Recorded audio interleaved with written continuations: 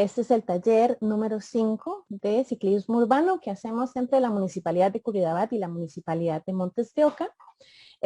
Hoy vamos a hablar sobre las reglas de la calle y para eso nos acompaña David Gómez, quien es además el creador de los videos que hemos estado utilizando en estos talleres. Pero además nos comenta David que él es un peatón, ciclista y usuario de transporte público que a veces maneja carro. Además, en el 2015 comenzó a compartir con otras personas su experiencia de viajar al trabajo en bici por medio de Bicibús. Muchas gracias, David, por tu trabajo y bienvenido hoy a este taller. Gracias, Caro. Un gusto estar por aquí. Si han visto los demás talleres, sabrán que la dinámica está dividida en dos partes. Primero vamos a ver un video donde David nos comenta sobre algunas reglas de la calle más allá de las que plantea la ley. El video dura unos 20 minutos y una vez terminado vamos a volver a la segunda parte para conversar con David y contestar las preguntas que ustedes tengan. Si gustan, pueden irnos dejando sus preguntas en los comentarios del Facebook Live, tanto en el de la Municipalidad de Montes de Oca como en el de la Municipalidad de Curridabat. Además, en la descripción de este live, así como en los comentarios, van a poder encontrar un link con un formulario donde se pueden registrar si quisieran recibir un certificado virtual de participación al finalizar los 6 talleres. De nuevo, muchas gracias por acompañarnos esta tarde. Los dejamos ahorita con el video.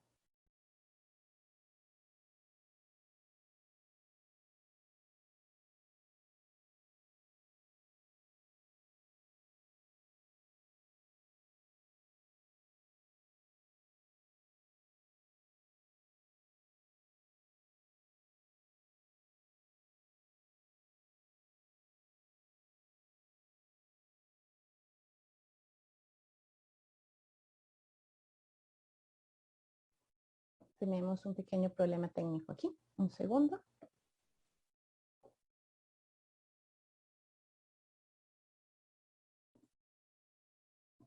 Listo, ahora sí. Vamos con el video.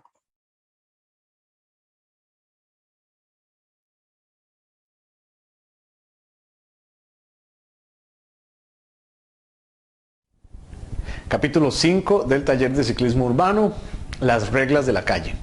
Como vimos antes acerca de la ley, lo que dice la ley es lo que se espera que cumplan los ciclistas. Sin embargo, es muy importante reconocer que como en muchos otros aspectos de la vida, la movilidad no es tan fácil aplicar literalmente lo que dice la ley a la calle. Es decir, cuando ya estamos en la dinámica vial, hay que saber responder con algunas maniobras y algunas reglas esenciales para poder mantener nuestra seguridad en la calle, más allá de lo que dice la ley como tal. Con esto no decimos que vamos en contra de la ley, sino que hay cosas que la ley no contempla y que nosotros a lo largo de nuestra experiencia hemos podido recapitular y ahora las estamos poniendo a disposición de ustedes como reglas de la calle. Hay algunas reglas generales o reglas de oro que son muy importantes. Primero que todo, cuando estamos en la bicicleta es muy importante estar concentrados al 100%, con nuestros 5 sentidos puestos en lo que estamos haciendo. ¿Por qué mencionamos esto? Principalmente por la audición, porque es muy común que las personas utilicen audífonos o algún tipo de auricular para poder oír música, para poder contestar llamadas, y eso está bien. La clave aquí es que el ruido que provenga o el sonido que provenga de los auriculares no sea superior al sonido ambiente, que no tengamos un encerramiento acústico que nos aísle de nuestro entorno. Es muy importante siempre estar atentos a lo que está pasando. Entonces, audífonos ¿verdad? Que no sean aislantes acústicos, sino que sean, digamos, normales, puestos a un volumen aceptable, un volumen que permita oír el entorno, es lo que estamos recomendando.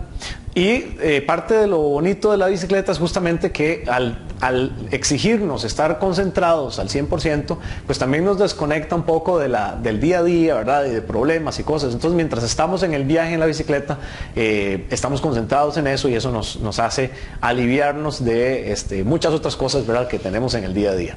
Todo eso es súper importante y también es parte de lo que la gente gusta de andar en bicicleta, ¿no? Otra regla esencial es saber comunicarnos con los demás usuarios viales. Y esa comunicación es principalmente la que tiene que ver con las señales. Mi señal derecha para girar a la derecha o mi señal izquierda para girar a la izquierda. Ahí como la ven justamente en la imagen con Andrés, el voluntario que la está ilustrando. Esas señales, aunque parezcan menores o parezcan poca cosa, son una diferencia enorme entre un ciclista que no es respetado, un ciclista que es marginado, ¿verdad? No es parte de la dinámica vial, y un ciclista que al usar las señales más bien entra en la dinámica vial y ya pues se habla de tú a tú con los choferes y con los demás usuarios viales, y eso es muy importante. Una tercera regla muy importante es hacer movimientos con la bicicleta que sean sutiles y a la vez firmes. La bicicleta es un vehículo muy versátil, muy fácil de mover y de cambiar de dirección rápidamente, pero esa capacidad cuando ya estamos en dinámica con choferes de carro, por ejemplo, tenemos que controlarla, porque tenemos que ser muy evidentes y muy sutiles al momento de movernos para ser predecibles principalmente, para que los otros usuarios viales, principalmente los choferes, entiendan bien lo que estamos a punto de hacer y no movernos repentinamente.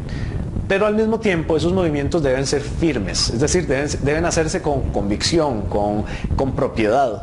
De manera que, por ejemplo, si yo hago una señal para pasarme de carril, me paso de carril, no hago la señal y después me recojo otra vez y me arrepiento y tengo esos momentos de indecisión y carentes de firmeza, más bien me ponen en una situación de peligro, porque hay choferes que ven en eso, digamos, debilidad y más bien actúan en contra de una persona que se manifiesta así. Entonces, eso también es un proceso, ¿verdad? Por supuesto que si es la primera vez que voy a salir a la calle, voy a tener miedo, voy a estar nervioso, etcétera, pero es un proceso de ir ganando confianza para, ojalá, aspirar a sentirnos parte de la dinámica vial. Entonces, esa parte de los movimientos sutiles y firmes a la vez es muy importante. Y otra regla esencial, y que de hecho ha sido tema de discusión bastante amplio recientemente, porque con la promulgación de la ley 9660, de la ley de movilidad y seguridad ciclista, se cambió la obligación de los ciclistas de ir a la orilla de la calle, y ahora la ley dice que se puede viajar por el centro del carril. Ya eso lo vimos en el capítulo de la ley, pero aquí es donde vamos a ver a través de un video justamente cuándo es que se debe tomar el centro del carril, porque no es en todo momento. Entonces veámoslo acá. Como pueden observar, este es un ciclista que está viajando por la derecha del carril porque el carril es ancho. Entonces se puede circular y tener la distancia con los carros sin ningún problema. Pero cambian las condiciones. Ahora hay más velocidad e incluso el ciclista está alcanzando a los carros que iban delante. Entonces ya todos vamos a la misma velocidad, por lo tanto podemos tomar el carril completo. Además, vean que a la derecha había carros parqueados y otros obstáculos, intersecciones, etcétera. Ahora cambiaron las condiciones. El ciclista va más lento, ya no hay carros delante, pero vean que hay obstáculos a la izquierda y a la derecha. Hay un paredón a la derecha y carros de frente a la izquierda. Ahí tomo el carril completamente para asegurarme que nadie me rebase. Y cuando las condiciones cambian, me vuelvo a hacer a la derecha y ahora puedo dejar que me rebasen, porque el carril de nuevo es ancho. Ese es un ejemplo, ¿verdad?, de cómo utilizar la posición en el carril. Y en carriles o carreteras de 4 carriles, generalmente son carriles angostos, entonces mejor tomar el carril derecho por completo, y vean, los carros que van a la izquierda del ciclista están rebasándolo por el otro carril, no están usando su mismo carril. Pero cuando comienzo a subir una cuesta, tal vez ahí sí es importante hacerme a la derecha, aunque haya un carril angosto, porque mi velocidad es tan lenta que es más fácil para mí detenerme si algo sucede, y también es seguro que los choferes me adelanten porque voy a muy baja velocidad. Entonces ese video ejemplifica una regla esencial, que es que si vamos en plano y vamos a la velocidad de los carros, podemos mantenernos en el centro del carril. Si la calle comienza a subir y tengo que hacerme a la derecha, porque la diferencia en velocidad que va a haber entre mi velocidad y la de los carros va a ser muy grande, entonces mejor orillarse, incluso si el carril es angosto. Y la tercera parte de la regla es que, por el contrario, si voy descendiendo, ahí necesito más bien tomar el carril. ¿Por qué? Porque cuando yo desciendo, sube mi velocidad, y si sube mi velocidad, necesito más espacio para poder maniobrar descendiendo ese carril. Si yo voy marginado por la orilla del carril a 50 kilómetros por hora bajando una cuesta y aparece un perro, por ejemplo, no tengo espacio para moverme y quitarme ese obstáculo del camino. Entonces voy a probablemente colisionar. Mientras que si voy por el carril completo de 3,5 metros, 4 metros, puedo maniobrar, puedo esquivar ese tipo de obstáculos y pasarlos sin ningún problema. Entonces, tomar el carril completo cuando vamos descendiendo y a velocidad importante también es muy importante. Otras reglas generales tienen que ver con, por ejemplo, la capacidad de ver por encima de los carros o alrededor de los carros para buscar peatones. Si ustedes se paran en los pedales de la bicicleta, van a notar que tienen una altura que les permite ver incluso por encima de sedanes y carros pequeños. Y eso es importante porque cuando vamos en una presa y la presa se detiene por completo, los peatones comienzan a cruzar de los lados. Entonces esa capacidad de estar viendo hacia los lados para detectar peatones u otros ciclistas o hasta motociclistas que pasan entre carros es muy importante para mi seguridad. Recuerden siempre que cuando pasamos entre filas de carros tenemos que ir a 25 kilómetros por hora o menos.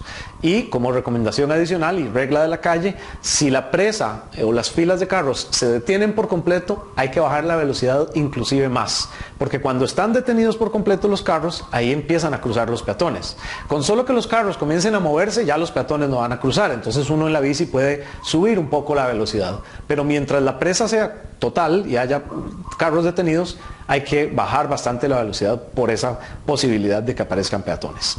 También utilizar carros como escudo, como lo vamos a ver justamente en el capítulo 6, que es una maniobra para pasar una intersección o un sitio de peligro acompañado de un carro, es decir, el carro delante y uno en la bicicleta a una distancia prudencial pero cercana detrás para hacerse acompañar del volumen del carro, del tamaño, como un escudo justamente.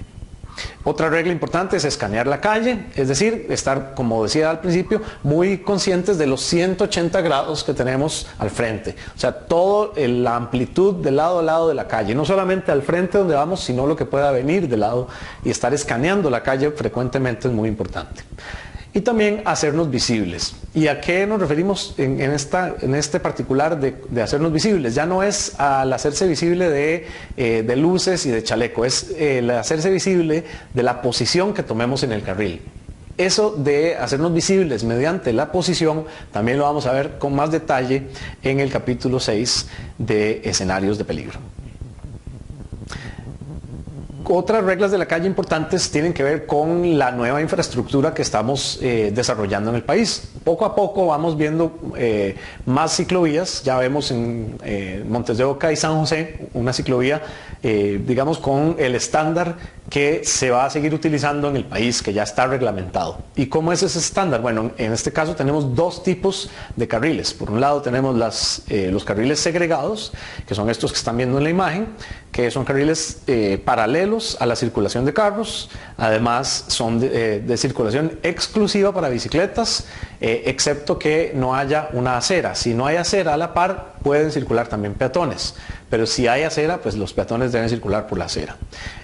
Lo que los caracteriza también es que tienen una separación de los carros, ya sea por pintura, con una línea que demarca cuál carril es de cada usuario, o con divisores como los que se ven aquí, que son, bueno, estos son divisores, digamos, de una protección mínima, pero al final son divisores físicos como los que se ven en esa imagen, que son bordillos. Y el otro tipo de carril que tenemos son los carriles compartidos, que son carriles donde los ciclistas y los choferes viajan en fila. Es decir, no hay circulación paralela, sino que todos vamos en igualdad de condiciones. Se identifican por un Sharrow, que es la imagen que ven ustedes ahí, que tiene una bicicleta con dos flechas arriba. Esas dos flechas, de hecho, lo que indican es la posición que el ciclista debe llevar en el carril. Donde esas flechas convergen en el punto alto del vértice, ahí es donde uno debe circular. Entonces son un indicador de posición en el carril. También es importante que los choferes circulen a 30 kilómetros por hora cuando están en carriles compartidos. Como pueden ver, lo que estamos analizando aquí son las mismas situaciones o las mismas recomendaciones que dimos antes sobre cuándo posicionarse al centro del carril o cuándo circular por la derecha. Son las que a través de las ciclovías y estos dos tipos de carriles, los carriles segregados y los carriles compartidos, se formaliza justamente esa técnica de hacerme a la derecha cuando el carril es ancho. Porque cuando el carril es ancho, si hay una ciclovía pintada, va a ser segregada. o ir por el centro del carril cuando el carril es angosto, porque si hay una ciclovía pintada y el carril por el que va es angosto, lo que va a tener es un carril compartido. Entonces, vean cómo reflejan esta infraestructura la conducta que estamos recomendando también como parte de la circulación. Otros elementos que tienen las ciclovías, algunas de ellas por lo menos, son los buffers o zonas de amortiguamiento, que es esta zona blanca como con flechas hacia adentro, que se puede ver a la derecha, y lo que hace básicamente es dividir las ciclovías de la circulación de los carros. Generalmente se usan donde la velocidad de los carros es mayor y entonces se quiere tener una separación adicional por seguridad para los usuarios de la bicicleta. También protegen a los ciclistas de puertas que se abran, ¿verdad? Si alguien se detiene para bajar a un peatón ahí, puede abrir la puerta, digamos, con un margen un poco mayor sin golpear al ciclista. Y también sirve para que esa persona que se está bajando de un carro pues tenga una isla de protección o un momento, digamos, de un espacio para poder negociar el cruce después si vienen ciclistas. Y pues un buen ciclista también le cedería el paso al peatón, considerando que está pues, queriendo llegar a la acera justamente, ¿no? Muy importante es que por los buffers no debemos circular en bicicleta. Si comenzamos a circular por los buffers, pues vamos a matar el sentido del buffer como tal y pues va a perder sus protecciones justamente. Otro elemento de las ciclovías son las bicicajas, que las bicicajas donde hay ciclovía las vamos a encontrar frente a intersecciones con semáforo. Cuando veamos una intersección con semáforo vamos a ver este rectángulo de color verde al frente y lo que indica es que es donde se deben ubicar los ciclistas, independientemente de si uno llega antes o después que los carros que están haciendo fila en el semáforo, uno en la bicicleta tiene que llegar hasta el frente de la fila y colocarse frente a ellos. Esto nos da mayor visibilidad y algo muy importante cuando estamos ahí es que nos aseguremos que tenemos contacto visual o que ya nos vio el chofer que está detrás de nosotros. ¿A qué me refiero con eso? Bueno, que si el chofer que está detrás está en un furgón, por ejemplo, yo tengo que hacerme para adelante un poco para lograr que esta persona me vea a mí y reconozca que estoy ahí. Porque si no puede darse una situación de peligro en la que el chofer arranca y el ciclista no, y el chofer atropella al ciclista sin ni siquiera darse cuenta de que estaba ahí. Entonces es importante tener esa consideración cuando nos ponemos delante de los carros. Algo importante es que aunque no haya ciclovía, si yo llego a una intersección con semáforo, es delante de los carros donde yo tengo que esperar, no detrás ni al lado, sino delante de ellos, incluso si no está pintada la bicicaja. Otro elemento de las ciclovías son las líneas discontinuas, que básicamente lo que señalan es el punto de intersección con la ciclovía y una calle. Es decir, donde voy por la ciclovía, si en algún momento se encuentra con una calle, la línea se va a pasar a discontinua para hacerme ver a mí que pueden venir otros usuarios viales justamente. También lo que hacen es indicar por dónde debo continuar para conectar con la siguiente ciclovía y es importante respetar la prioridad de paso. O sea, si yo tengo un semáforo o un alto, pues tengo que parar aunque vaya sobre ciclovía. También tenemos la línea amarilla, que es la línea que hace la división de sentidos de circulación. O sea, hay ciclovías que son bidireccionales, entonces al igual que con las calles para carros o las calles que ya conocemos, una línea amarilla lo que divide son sentidos de circulación. Es importante, al igual que en una calle para carros, circular por la derecha y se permite adelantar entre ciclistas. Obviamente con las mismas reglas que el adelantamiento vehicular, ¿verdad? Esperar a que no venga nada de frente, hacer el adelantamiento con distancia, no poner en peligro a la otra persona, etcétera, ¿verdad? También es importante repasar lo que tiene que ver con puntos ciegos. Los camiones, como lo dije hace un momento en la parte de las bicicajas, los camiones tienen muchos puntos muertos, es decir, lugares o partes alrededor del camión donde el chofer es incapaz de ver si hay un peatón o un ciclista o lo que sea. Los autobuses también son vehículos con puntos ciegos. De hecho, todos los vehículos motorizados tienen puntos ciegos. Lo que pasa es que entre más pequeño el vehículo, más pequeños son los puntos ciegos. Como pueden ver en la ilustración, en un camión como este, un camión sin articulaciones, tiene esos puntos ciegos que se ven en rojo, que son bastante grandes. Vean que es un camión con trompa, por ejemplo, entonces el punto ciego hacia el frente es mayor. Si yo estoy delante de un camión haciendo un semáforo y veo que tiene tiene trompa, pues tengo que tomar más distancia todavía para que el chofer me pueda ver. También es importante, además de ese contacto visual, no adelantar a este tipo de vehículos entre filas. O sea, si yo voy entre filas de carros y hay un bus a la par de un camión, o un bus a la par de un bus, o etcétera, es mejor esperar antes de adelantar entre filas. Sucede que los choferes de vehículos de gran tamaño son choferes profesionales y ellos manejan los márgenes de separación entre un vehículo y otro mucho más cercanos de lo que lo haría uno en un carro particular. Entonces son sitios de peligro para un ciclista porque son sitios más reducidos. Entonces es mejor esperar, y una vez que uno de ellos dos haya adelantado al otro, pues entonces yo puedo adelantar al segundo y después adelantar al primero. También, si estamos en circulación y no hay presa y yo voy en la bicicleta circulando, es importante que el adelantamiento sea lo más rápido posible. Es decir, cuanto más pronto pueda salir yo de las zonas rojas, mejor para mi seguridad, porque entonces voy a estar fuera de la zona de peligro, no voy a estar expuesto al peligro. Y por último, si esto es una vagoneta, por ejemplo, y tiene el cajón cargado de material, es importante separarse una distancia hacia atrás, porque el material que se desprenda, esas partículas pueden caer sobre mí y pues desde golpearme la vista, por ejemplo, o nublarme la vista por polvo, hasta una piedra grande o algo que me pueda lastimar. Y también queríamos compartirles un poco sobre la escala de confianza. La escala de confianza también es una regla de la calle muy importante. Y aquí lo que establece es que un ciclista o una persona que viaje en bicicleta debe tener una confianza moderada. No estar demasiado miedoso, pero tampoco demasiado confiado. Y queremos usar este video para ilustrar justamente cómo se ve eso. ¿Cómo se ve un ciclista cero confianza? Bueno, se ve más o menos así. Es un ciclista que viaja por la orilla de la calle, muy marginado, ¿verdad? Siguiendo una línea que no es parte del tránsito, ve en todas direcciones, ¿verdad? No está seguro de quién es el que tiene la vía, incluso se baja de la bicicleta y pasa caminando. Entonces, ¿verdad? Todo eso demuestra muy poca confianza.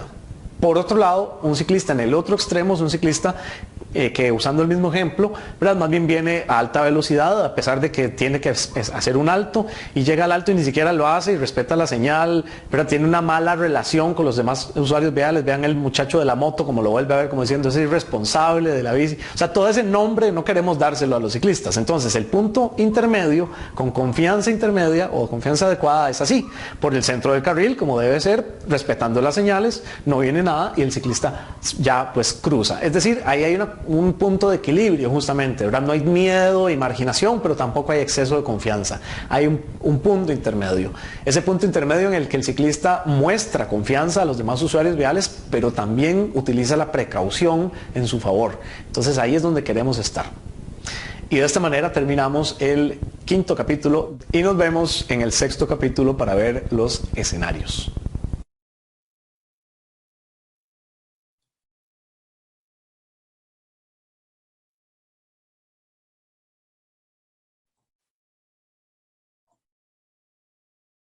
Muchas gracias a todos los que nos acompañaron durante este video. Les recuerdo además que los videos de todos los talleres los pueden ver en el YouTube, tanto de la Municipalidad de Montes de Oca como en el de la Municipalidad de Curridabat, si quisieran revisar los primeros 5 y el 6º que tendremos el próximo sábado. Ahora vamos a hablar un poquito con David y a profundizar en algunos de estos temas. David, quizás una de las cosas más interesantes y que me parece muy pertinente para el tema de la seguridad de los ciclistas es este tema de ser predecibles, ¿verdad? De poder, además, no solo ser visibles, más allá, como decías en el video, de los reflectores y este tipo de cosas, pero predecibles en la vía para que otros vehículos, especialmente motorizados, puedan entender tal vez qué voy a hacer yo y por lo tanto yo estar más segura, ¿verdad? No sé si tal vez nos puedes comentar un poco más de eso, ¿verdad? ¿Cómo nos hacemos bien predecibles y visibles? Así es, Caro. Ser predecible y ser visible en la bicicleta es muy importante. Por un lado, porque somos un usuario vulnerable, ¿verdad? O sea, tenemos unas dimensiones que nos pueden poner en peligro. Y además porque la bicicleta, como también lo mencionaba en el video, la bicicleta es muy versátil. Entonces los movimientos que podemos hacer nosotros en bici son bastante más versátiles que los que puede hacer inclusive una persona en una motocicleta. Entonces, poder ser predecibles también tiene que ver con que esos movimientos se hagan de una manera que sea empática, por así decirlo, del nivel de percepción que puede tener o la rapidez con la que puede percibirnos una persona en un carro, ¿verdad?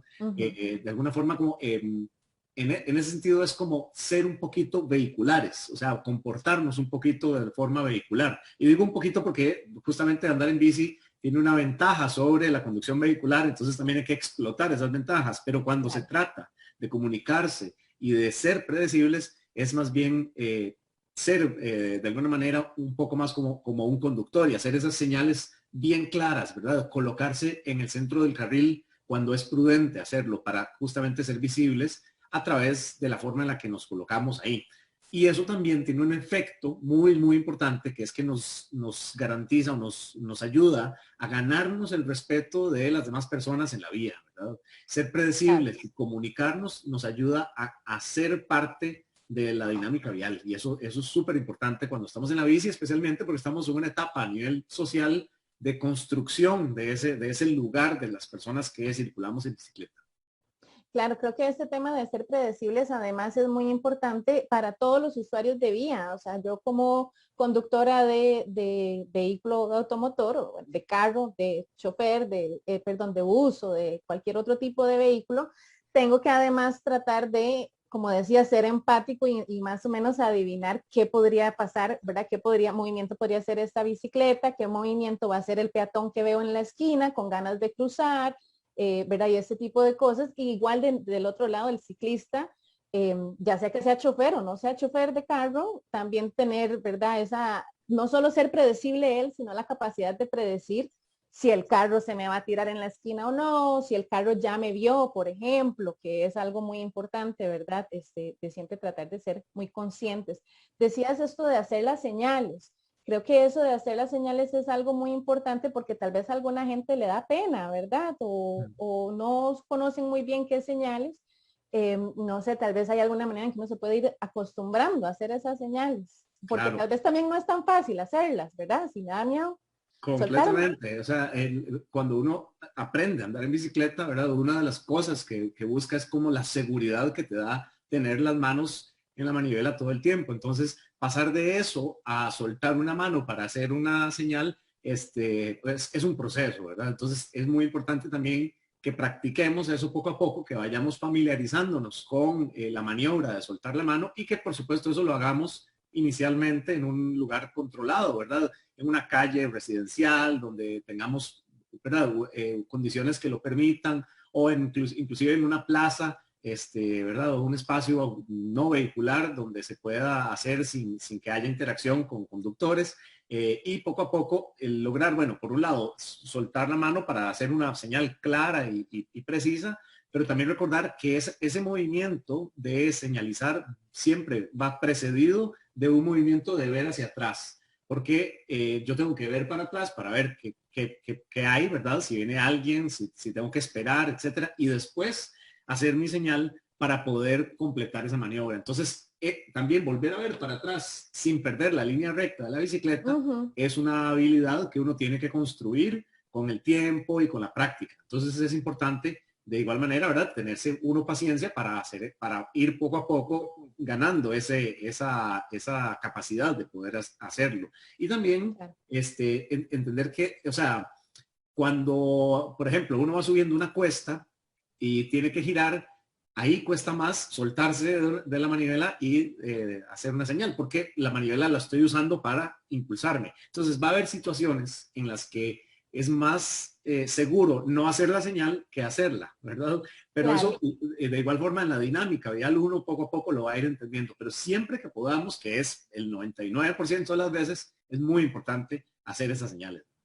Eso que decís también me parece muy importante porque estamos todo hablando del tema de cómo construir más confianza, ¿verdad? Y bueno, lo de volver a ver para atrás también me parece un punto muy importante de decir, porque no vaya a ser que yo haga la señal y me confíe de que me vieron. De nuevo, el tema de la predecibilidad, ¿verdad? O de predecir es también un poco asumir que el otro no me ve hasta que yo esté segura que me ve, ¿verdad? Completamente. Entonces me parece muy, muy interesante. Y lo de generar confianza, que lo explicaba súper bien en el video y que sin duda creo que es lo que la mayoría de los que estamos ahí, como que sí nos gusta sacar la bici, pero igual nos da miedo, es lo que más necesitamos.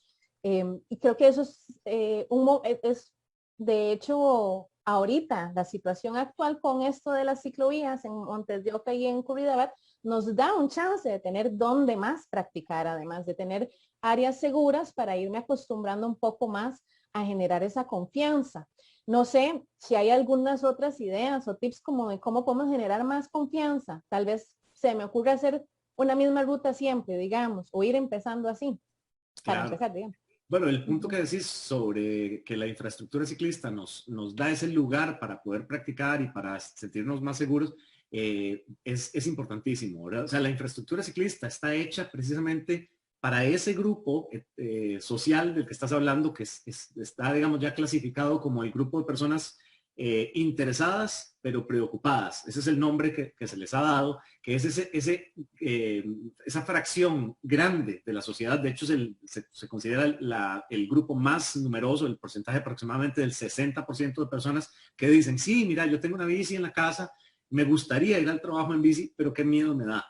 La infraestructura ciclista viene a resolver para esas personas ese tipo de situaciones. Hay personas que ya están acostumbradas a andar en las calles y compartir o coexistir por lo menos con los conductores y tal vez ni siquiera vean necesaria una ciclovía, pero la infraestructura ciclista viene para los niños pequeños, viene para los adultos mayores, viene para la gente con algún tipo de movilidad reducida que necesitan condiciones, ¿verdad?, de más control de su bicicleta, ojalá triciclos inclusive. O sea, esto empieza a abrir un montón de posibilidades y entre esas posibilidades también está el ir construyendo esa confianza, el pasar por la ciclovía y como también bien lo apuntas vos, por una ruta, ¿verdad?, ya conocida, que yo pueda repetir e ir sobre la que pueda ir practicando, para que después, donde no hay ciclovías, pues entonces ya yo pueda salir también de la infraestructura ciclista y enfrentarme a la calle de mejor manera. Y eso, pues, por supuesto, poco a poco va a ir siendo menos y menos necesario,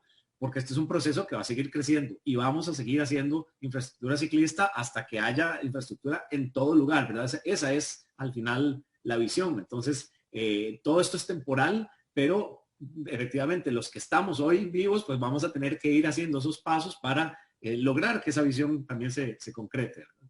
Claro. De hecho, tenemos una consulta por el Facebook que me parece bastante interesante y es mucho sobre el tema que explicas en el video de cuándo usar el centro del carril y cuándo no, ya, especialmente si no hay ciclovía, ¿verdad? Que tal vez eso es algo que además me explicabas, cambió recientemente en la ley, entonces también puede ser un poco confuso todavía de entender bien claro por qué debo de andar a veces hacia la derecha o porque a veces debo de asumir mi posición en el carril como si fuera, ¿verdad? Como si tuviera el tamaño de un carro. La pregunta específica, tal vez hablamos en general de nuevo de cuándo hacer cada cosa, pero la pregunta específica es que si en una subida tengo que doblar a la izquierda por el centro igual me pongo en el centro de la calle, aunque haga presa. Eso me parece muy importante, ¿verdad? Porque uno de los ejemplos más claros de cuándo uno debe ir por la derecha es si va en una subida por la diferencia de velocidad. ¿Cómo dirías que entonces debería de hacer uno ese cruce hacia la izquierda? Qué buena pregunta, porque justamente, ¿verdad? Es eso que estás diciendo. Les dijimos a todos, si van subiendo una cuesta, vayan por la derecha, pero ¿qué pasa si voy a girar a la izquierda? Excelente pregunta. Bueno, para dar un poquito de antecedentes sobre el asunto de tomar el carril completo. Hasta el año 2019, la ley de tránsito, que era la que hablaba únicamente sobre ciclistas, o la única que hablaba sobre ciclistas, no hacía ninguna especificación con respecto de dónde deberían circular los ciclistas. Entonces se asumía que, ¿verdad?, desde la visión carrocentrista que existe y que, digamos, le dio origen a esa ley, que los ciclistas tenían que orillarse porque eran más lentos o somos más lentos que un vehículo promedio. Entonces, con la ley de movilidad y seguridad ciclista en el 2019 lo que se hace es cambiar esa idea y decir, ok, la ley de tránsito, la ley 9078, también decía que los conductores tenían que adelantarnos a 1,5 metros de distancia lateral.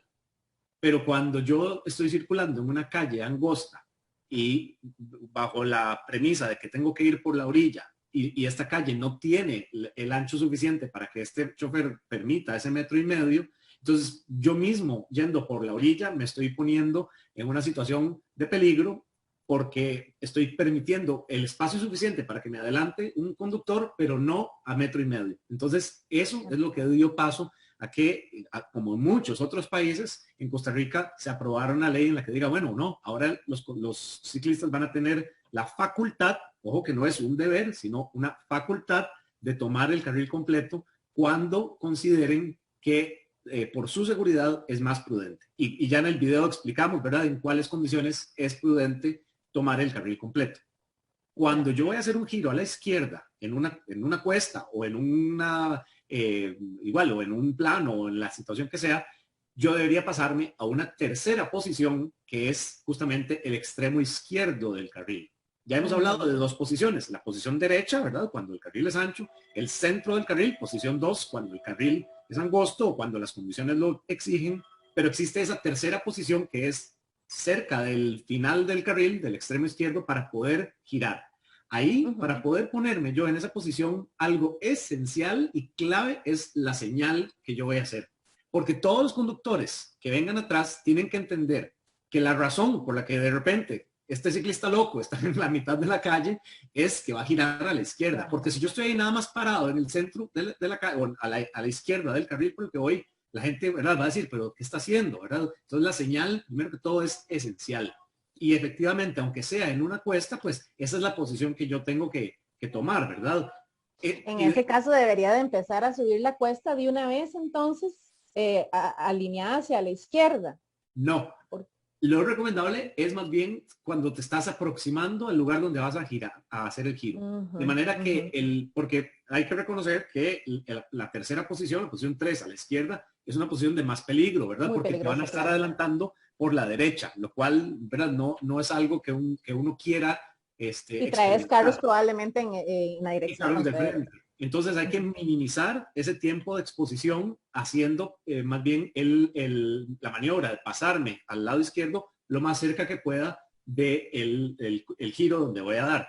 Esa cercanía también es, calcular esa cercanía es un proceso que también se aprende, ¿verdad? Porque uno tiene que calcular la velocidad de los carros, la distancia a la que está, cuánto tiempo le va a tomar hacer el pase, ¿verdad? Y ojo que el cruce incluso se hace en secciones. Por ejemplo, si es una calle de 2 carriles en la misma dirección, o sea, 4 carriles, o bueno, 2 carriles en la dirección que yo voy, entonces primero me paso a posición 2, o sea, tomo el carril completo antes de seguir al siguiente carril. Entonces ya en la posición 2, tomando el carril completo, ya yo sé que en ese carril ya yo tengo control. Y que ahora, haciendo mi señal y viendo para atrás, puedo ver lo que está pasando en el siguiente carril. Y ahí me paso a la siguiente posición, que sería tomar el carril completo en ese punto. Y una vez que ya lo tengo bien controlado, de nuevo, hago mi señal para que los conductores que vengan detrás mío digan, ah, ya entendí, lo que este ciclista está haciendo es pasándose a la izquierda para poder girar. Y así todo el mundo entiende lo que estoy haciendo y logro esa maniobra.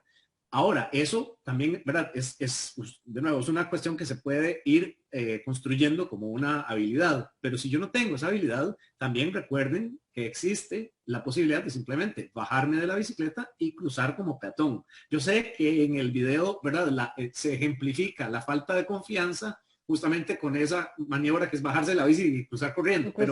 Pero eso, ¿verdad?, es como para darle un poquito de jocosidad, por así decirlo, y en ciertas situaciones en las que tal vez eso no es necesario.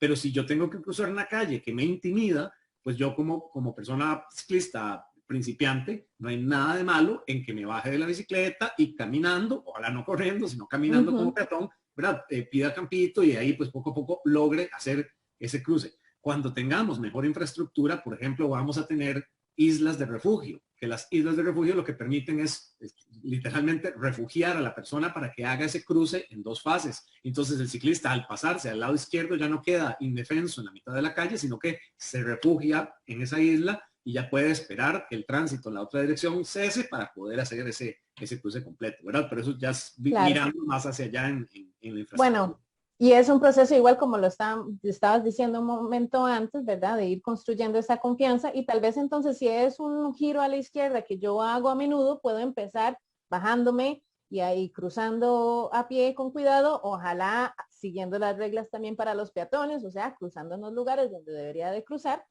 y poco a poco ir agarrando la confianza para eventualmente ya pues hacer el giro bien, digamos, o tomar la posición que necesite en el carril.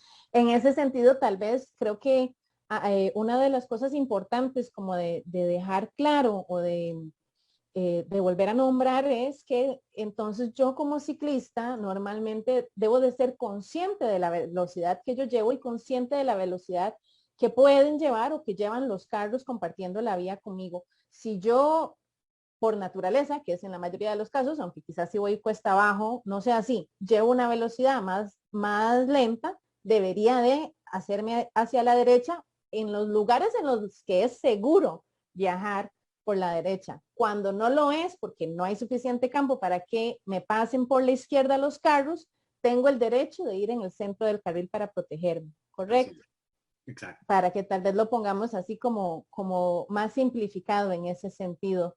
Claro. Eso de hecho es una parte como muy interesante porque esto de la velocidad es algo que es muy carrocentrista porque los ciclistas normalmente no van necesariamente conscientes de su velocidad, ¿verdad? O no llevan pues algo en lo que los vaya midiendo como si deben de serlo muy conscientes los carros, por supuesto, ¿verdad? Y el resto de los vehículos motorizados. Especialmente para respetar al resto de los usuarios de vía que no se mueven a esas velocidades.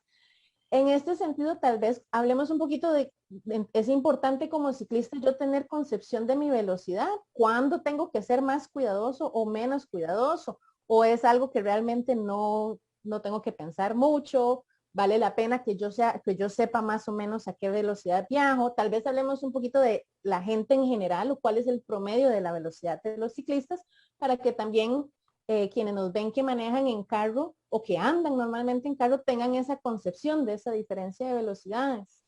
Claro, eso es un muy buen punto. Y efectivamente, la velocidad es un factor de riesgo para la seguridad vial que tiene muchísima incidencia y muchísimo peso en la conducción de vehículos motorizados. Porque, ¿verdad? Si uno ve el tacómetro de su carro, ¿verdad? Generalmente llega hasta unos 200 kilómetros por hora. Entonces, esas son velocidades sumamente peligrosas, especialmente cuando lo que se está moviendo a esa velocidad es una caja de metal de 1,5 toneladas, ¿verdad? Claro. Entonces, eso es un factor de riesgo importantísimo para vehículos motorizados. No lo es así para vehículos no motorizados, porque nos movemos, y aquí tal vez respondo la pregunta de a qué velocidad una persona desplazándose de manera utilitaria, o sea, no por deporte, sino por transporte, se mueve más o menos entre 12 y 15 kilómetros por hora.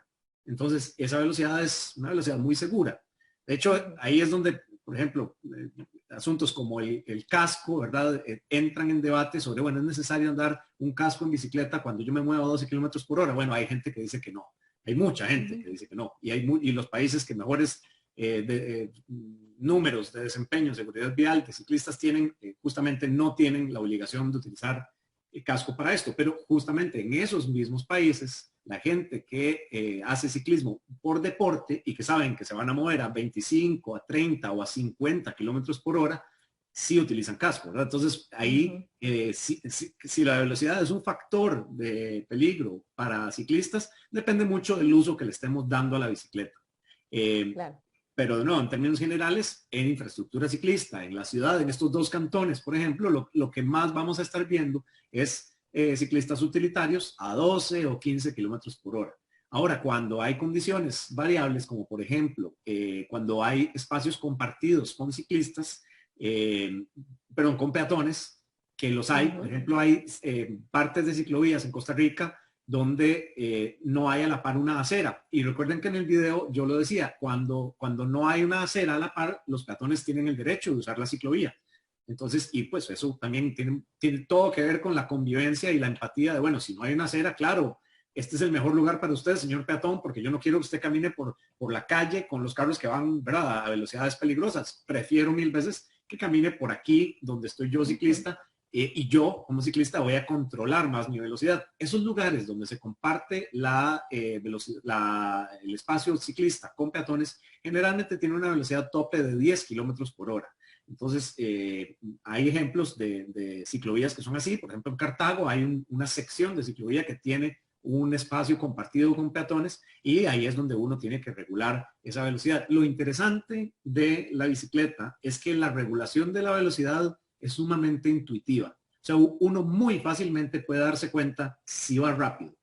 Cosa que no Porque sucede además en lo los siente carros. más físico que en un carro, claro. Exacto, porque los carros incluso, o sea, el diseño de los carros poco a poco evoluciona para que la velocidad no sea percibida como de esa manera tan vivencial por los conductores. Por eso, ¿verdad? Los carros se vuelven más aerodinámicos, tienen parabrisas más inclinados, las trompas, digamos, ya no son visibles, tan visibles desde la cabina, entonces no hay esa percepción de que me estoy moviendo rápido. Por eso es que el diseño vial es tan importante para bajar la velocidad de los conductores, porque no es muy difícil pedirle a un conductor con un rótulo que respete una velocidad si la calle le permite ir a el doble de esa velocidad. Entonces, claro. en la conducción vehicular es bastante distinto, pero en la bici no. O sea, en la bici vos te das cuenta, ¿verdad? Porque sentís el viento en la cara, porque la manivela vibra, porque uno, ¿verdad? Se da cuenta ahí mismo vivencialmente. Y entonces ahí pues uno mismo regula su velocidad.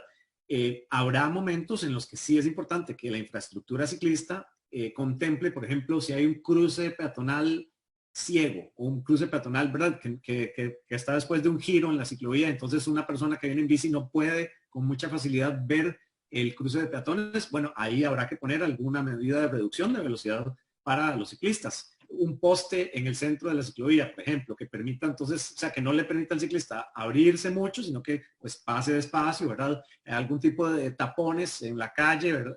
O sobre la ciclovía que le indiquen al ciclista, le angosten su espacio de circulación, que son los mismos tipos de medidas que deberíamos estar poniendo para los conductores, que bueno, poco a poco las vamos implementando, pero obviamente escaladas o proporcionales para la circulación ciclista. Pero son realmente lugares muy específicos en los que por condiciones muy particulares podría ser necesario bajar la velocidad de las personas en bicicleta. Y en general uno en la bici, pues tener el cuidado y la conciencia de que si se está acercando a una intersección, y eso también es algo que lo mencionamos en el taller, aunque uno tenga la vía, pasar por una intersección siempre implica el peligro de una colisión. Entonces, aunque uno tenga la vía, hay que bajar la velocidad.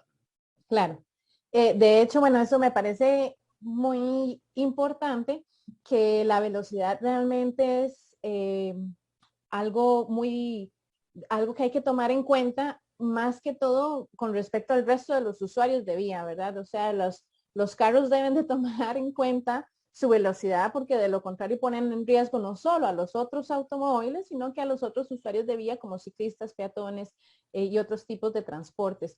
El ciclista debe de recordar que el peatón sigue siendo el usuario de vía más vulnerable, ¿verdad? O sea, yo estoy en una condición un poco más segura que un peatón entre una colisión, digamos, de un ciclista con un peatón.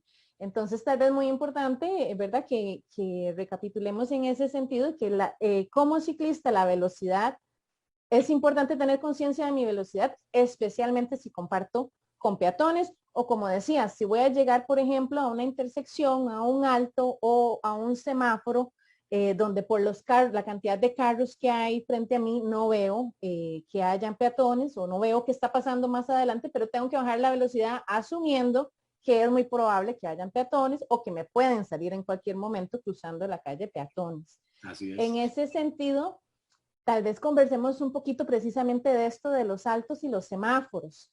Creo que esto es importante porque la ubicación que uno debe de tener como ciclista es diferente. Y bueno, en los casos donde hay ciclovía, va a estar demarcado normalmente una bicicaja para que yo me ubique ahí a la hora de estar en un semáforo en rojo. Pero en un alto no necesariamente tengo que actuar de la misma manera. Y algo muy importante es que aunque no haya una ciclovía pintada, estas reglas, como decías bien en el video, aplican precisamente para cuando no está pintada.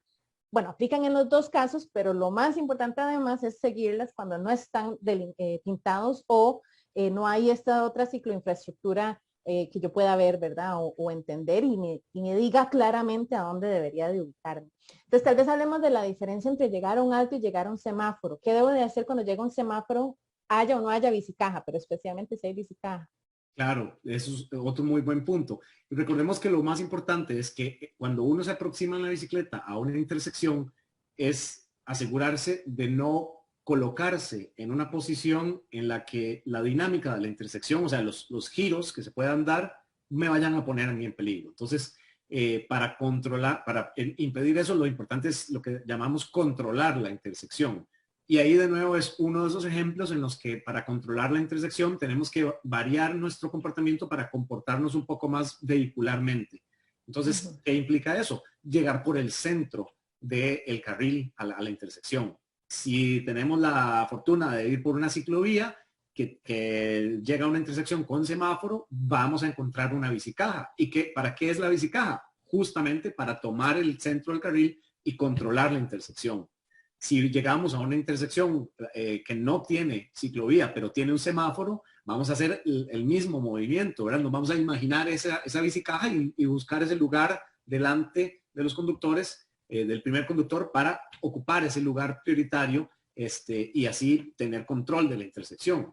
Ahora, si llegamos a una intersección con ciclovía que no tiene semáforo, muy probablemente lo que vayamos a encontrar es la ciclovía que continúa. Pero aún así es importante que busquemos la manera de controlar esa intersección. Pero a diferencia del semáforo, que me permite a mí, al estar en rojo, con toda seguridad, pararme adelante del primer vehículo, en un alto, lo mejor que puedo hacer es pararme detrás del primer vehículo. Porque ese conductor que está en el alto ya está, ¿verdad? Está viendo y está preparándose para avanzar. Entonces yo llego y me pongo delante, pues puede que en ese segundo él esté viendo o ella esté viendo en la otra dirección y avance y me golpee.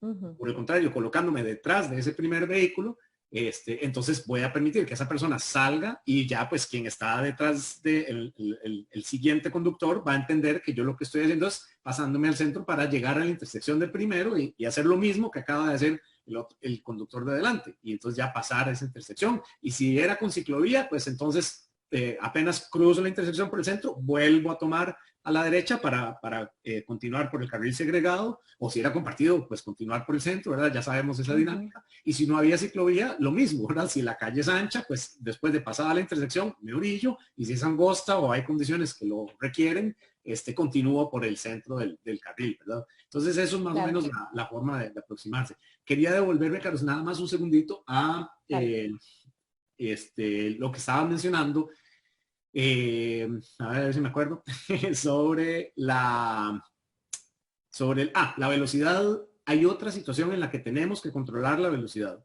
y es cuando estamos circulando entre filas de carros y los carros están detenidos.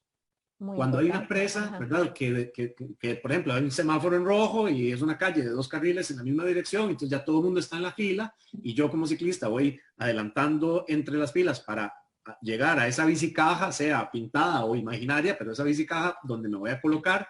En ese trayecto en el que voy aproximándome tengo que bajar bastante la velocidad porque cuando los conductores están detenidos empieza a darse filtración de peatones, ¿verdad? Ahí es donde la persona dice, mira, el tráfico está parado, entonces voy a cruzar aquí a media cuadra porque es el momento más seguro para hacerlo. Que no está bien hacerlo, bueno, yo no voy a juzgar a los peatones porque muy probablemente en la intersección no hay las condiciones de seguridad propicias para que ese peatón cruce y hay alguna razón de seguridad por la que está cruzando a media cuadra, así que antes de ponerme a decir no deberían cruzar por media cuadra, lo que voy a hacer es bajar mi velocidad para que si alguien cruza por media cuadra mientras los carros están detenidos, yo no lo vaya a golpear. En el momento que esas filas comienzan a moverse, aunque sea lentamente, ya yo puedo tener la garantía prácticamente de que nadie va a cruzar, porque los peatones no van a empezar a cruzar cuando ya el tráfico se está moviendo. Entonces ahí ya puedo pedalear un poquito más rápido, pero sí tener mucha conciencia de que cuando voy a la par de una presa que está detenida, es el momento de bajar significativamente la velocidad porque puede salir un peatón o un motociclista o un ciclista o cualquier otro usuario que quepa entre filas, ¿verdad? Puede salir por ahí. Me imagino además que también es importante bajar un poco la velocidad entre carros, pues para llevar más control, porque a veces son espacios muy angostos por los que pasan, digamos, los ciclistas o los motociclistas, de hecho, entre las filas de carros.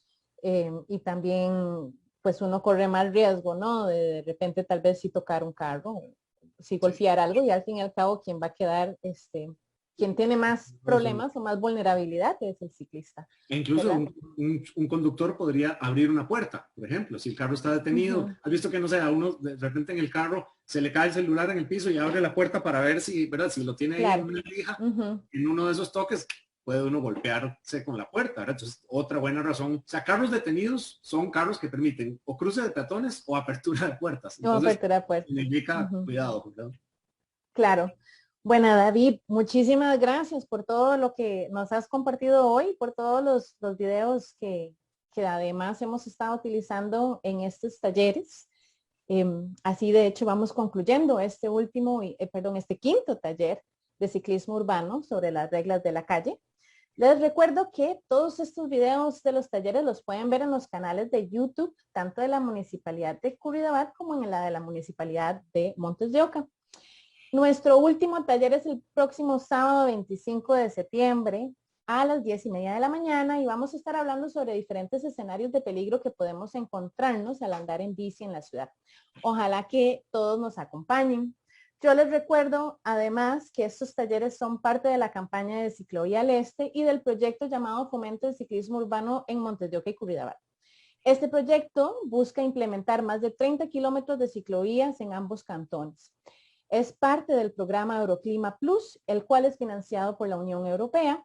Fue creado por la Municipalidad de Curridabat y la Municipalidad de Montes de Oca y es ejecutado por el Centro de Derecho Ambiental y de los Recursos Naturales Sedarena, con el apoyo de la Agencia de Cooperación Alemana GIZ, el Ministerio de Obras Públicas y Transportes MOP y el Consejo de Seguridad Vial COSEVI. De nuevo, muchas gracias, David, por acompañarnos hoy. No sé si quieres despedirte. Alentar tal vez a los que nos ven a que saquen la bici. Con muchísimo gusto y de verdad este es el momento de sacar la bicicleta cada día más, porque hay infraestructura, porque hay más gente que utiliza la bici como medio de transporte, porque el planeta nos lo pide, porque queremos ganar tiempo, salud, eficiencia, y cada día es realmente un mejor día para usar la bici como medio de transporte. Así que ojalá seamos todos ciclistas urbanos.